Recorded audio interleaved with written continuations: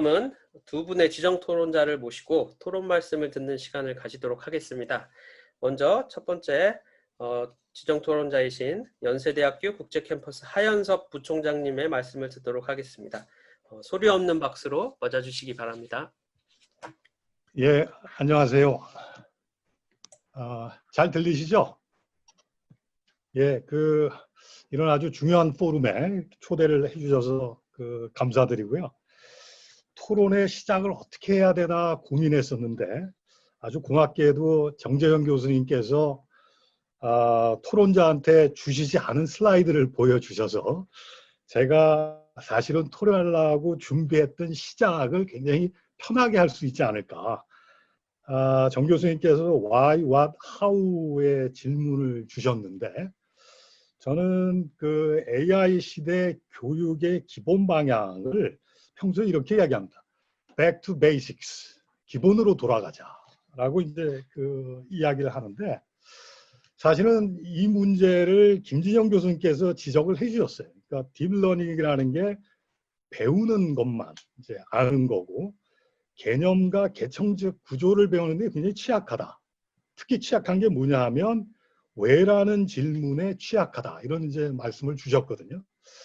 그렇다면 사실은 이걸 거꾸로 뒤집어서 이야기를 하면 딥러닝이 잘할 수 있는 건 뭐냐 하면 지식을 전달하는 거거든요.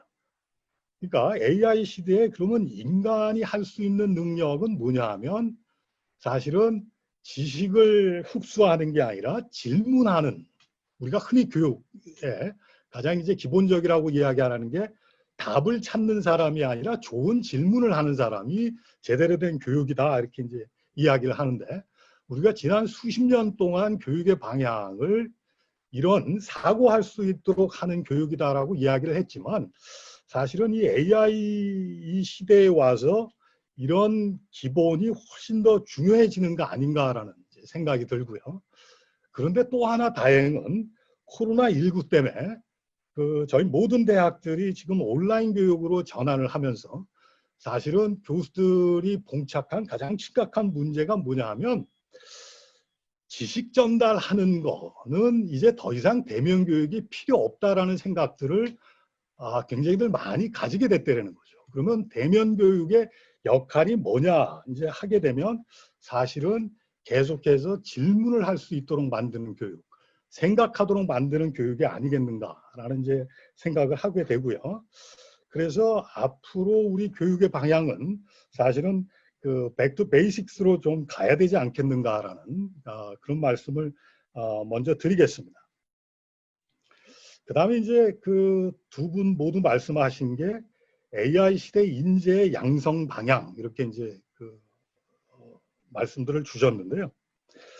근데 사실은 지금 저희 학교의 보직을 맡고 있는 입장에서 가장 이제 심각한 문제가 뭐였냐면 2월에 취임하신 저희 총장님께서도 교양에서 디지털 기술이나 인공지능 교육을 강화하자 이렇게 이제 말씀을 주셨는데 사실은 저희 AI 대학원 선정되고 나서 학교 안에 있는 어떻게 보면 AI에 관련된 전문 인력들은 대학원에 투입하고 나면 더 이상 교양을 맡아줄 사람이 없습니다.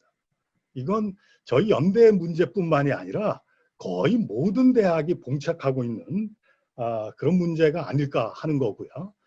특히 요즘에 대학들이 처하고 있는 가장 심각한 문제는 이런 첨단 분야에 종사하는 능력 있는 분들을 우리가 다른 외국 대학의 경쟁에서 모시고 올 수도 없고 현재 기업하고 경쟁해서 이런 분들을 대학에 유치하기도 거의 불가능한 상태입니다. 사실은 지난 10년간 이루어졌던 등록금 동결 때문에 대학의 급여가 더 이상은 경쟁력을 가질 수 없다라는 이 문제가 앞으로 AI 시대에 대학이 풀어야 될 굉장히 이제 심각한 문제가 아닐까 그렇게 생각을 합니다. 또 하나 말씀드리고 싶은 거는요. 두 분 다 이제 발표를 하시면서 AI 시대 교육 혁신의 방향이 비판적 사고력, 협동 소통 능력, 창의력 다 이렇게 이제 말씀을 주십니다. 근데 이게 제가 봤을 때는 대학 교육을 빙산의 비유를 하자면 이런 것들은 물 속에 빠져 있는 빙산입니다. 근데 이때까지 기업들이 대학 교육의 무용론을 이야기하면서 항상 초점을 맞췄던 부분은 뭐냐면 당장 대학 졸업하고 기업에 가서 써먹을 수 있는 이 기술들, 이걸 대학이 제대로 못 배워 가르치고 있다는 게 대학 교육 무용론의 근거였는데, AI 시대에 우리가 오히려 강조하는 건 뭐냐면 물속에 잠겨 있는 빙산이라는 거죠. 그러니까 바로 비판적 사고력, 협동, 소통 능력, 창의력, 이런 것들이 되는데, 그러면 이런 단기적인 압력에서부터 벗어나서 대학이 정말 기본에 충실할 수 있는 그런 교육들을 어떻게 시켜나갈 건가 하는 것들이 앞으로 엄청나게 중요한 과제가 되지 않을까, 그렇게 생각을 합니다.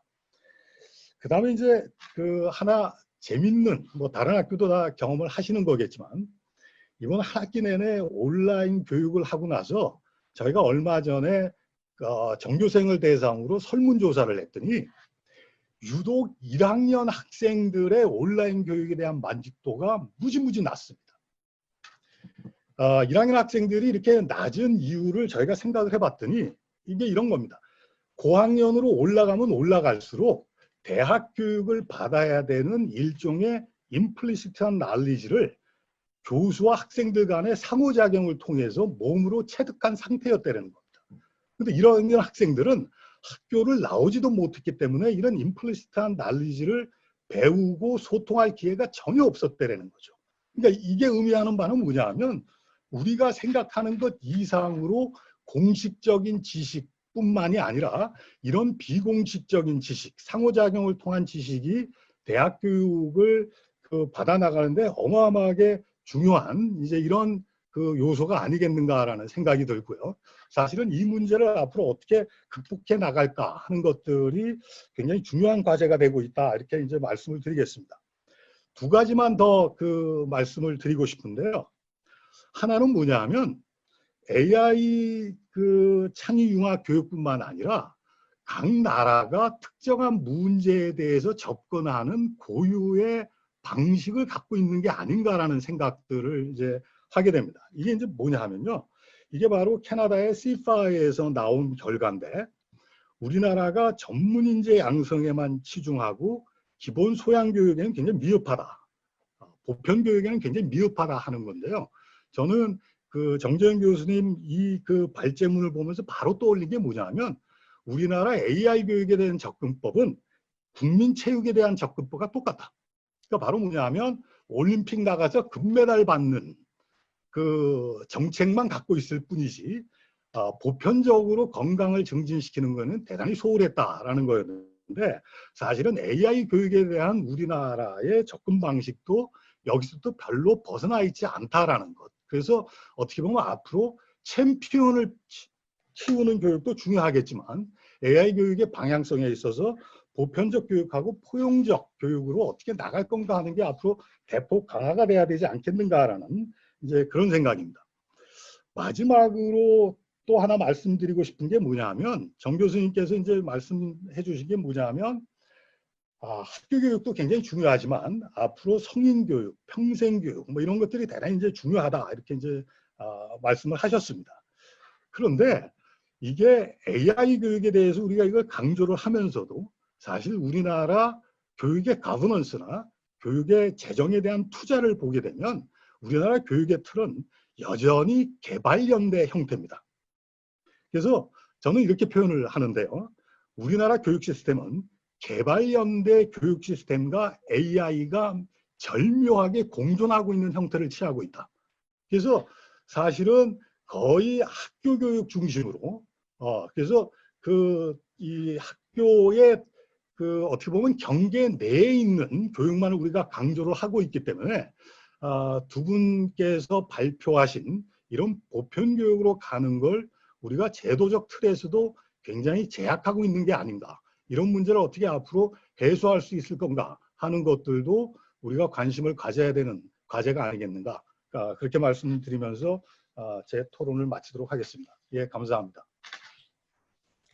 네, 부총장님 말씀 감사드립니다. 앞에 발표 내용도 좋았고 또 이어서 또 많은 것을 생각하게 하는 그런 말씀이셨던 것 같습니다. 특히 Back to Basics라는 말씀에 많은 분들이 채팅방에 이렇게 동의를 해주시는 그런 이제 의견을 주셨습니다. 다시 한번 감사의 말씀 드립니다.